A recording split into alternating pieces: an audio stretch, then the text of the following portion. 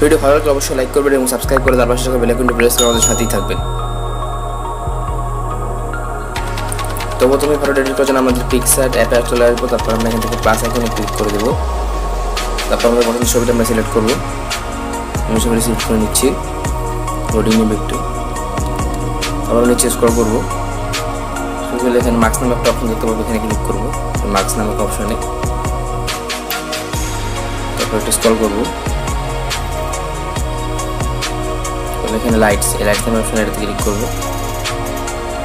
তারপর যে L10 এটাতে ক্লিক করে এটা অ্যাডজাস্টমেন্ট করে নেব।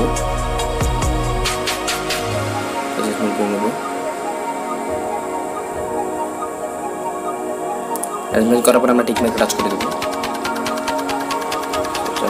এবার স্ক্রল করবো, কিবোর্ড থেকে স্ক্রল করলে আমরা ইফেক্ট নামক একটা অপশন দেখতে পাবো। এই যে ইফেক্ট নামক একটা অপশনে ক্লিক করবো।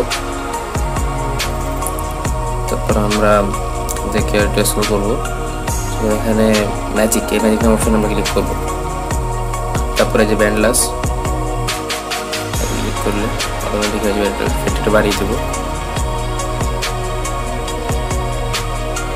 ঠিক মেরে টাচ করবো, ঠিক মেরে টাচ করে দেবো। তারপরে আমরা অপশনে ক্লিক করে আমাদের ফটোটা গ্যালারিতে সেভ হয়ে যাবে।